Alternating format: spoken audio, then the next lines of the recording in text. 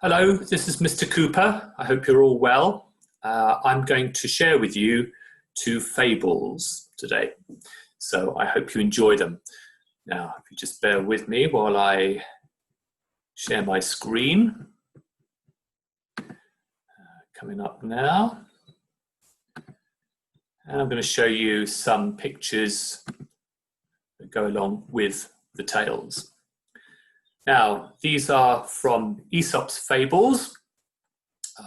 Aesop was a Greek man who wrote a load of short little stories that had learning points at the end of them.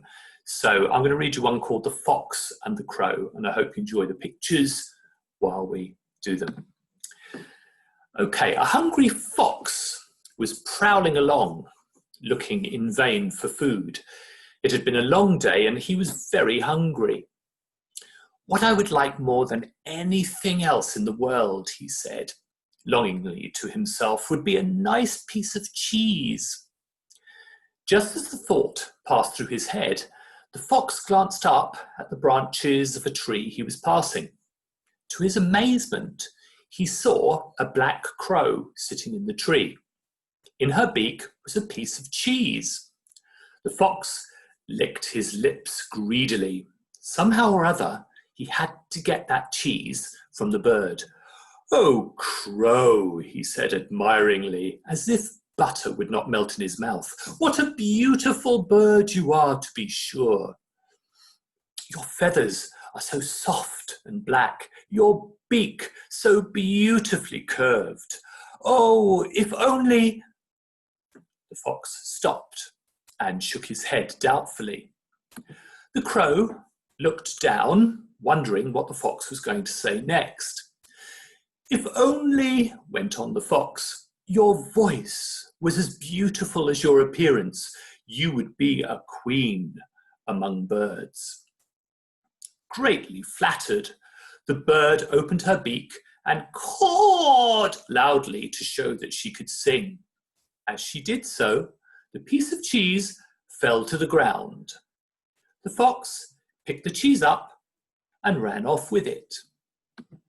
Now, that has a learning point to the tale. It's called a moral, and the moral is, beware of flattery. It may not be meant. Now, what that means is, say you're on the playground and someone comes up to you who's not your best friend, who says something like, "Oh, you are awesome.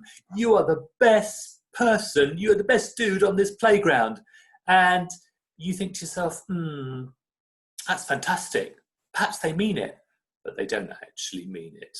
So beware of flattery. It may not be meant. Now I'm going to share a second fable with you. This one's called The North Wind and the Sun. And again, it has a learning point at the end. It's another fable by Aesop. The North Wind and the Sun met far above the earth and had a great argument. "Ha! I am stronger than you," roared the North Wind.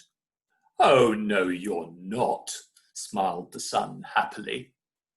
For weeks, their argument raged. Neither the Sun nor the North Wind would give way. They became so wrapped up in their dispute that they ignored their jobs. The North Wind did not blow, and the sun would not shine. In the end, they decided that they must settle their argument once and for all, before something dreadful happened to the weather on Earth. In the end, they agreed that the first of them to separate a certain traveller from his cloak could consider himself the stronger of the two. The North Wind tried first. He leapt upon the poor traveller, roaring and blowing. He tried his hardest to tear the cloak from the man's body. He failed. All that he did was to make the wind-swept man hug his cloak to him for protection. "It's impossible," groaned the north wind, retiring and leaving the traveller to continue on his way. If I can't separate that man from his cloak with all my strength, I'm sure you won't be able to, son. The sun did not answer the surly north wind. He merely carried on smiling. He smiled down on the traveller below him. His smile began to make the traveller feel warm. Before long, the man stopped hugging his cloak to him and let it fall open. The sun's smile grew warmer and warmer.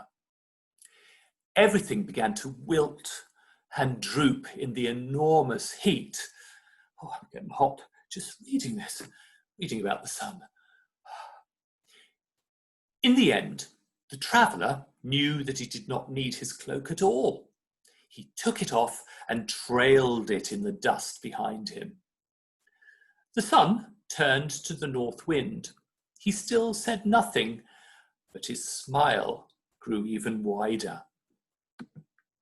Now, the moral, or the learning point to that tale, is it is sometimes possible to gain by persuasion what cannot be gained by force.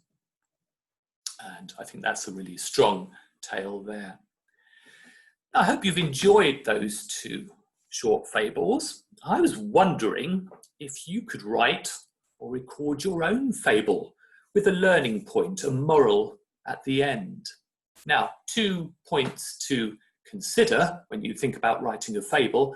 One is that fables are short and to the point. And the second learning point is that they are very clearly told tales, so that the learning point is understood by the audience from the story that's being told.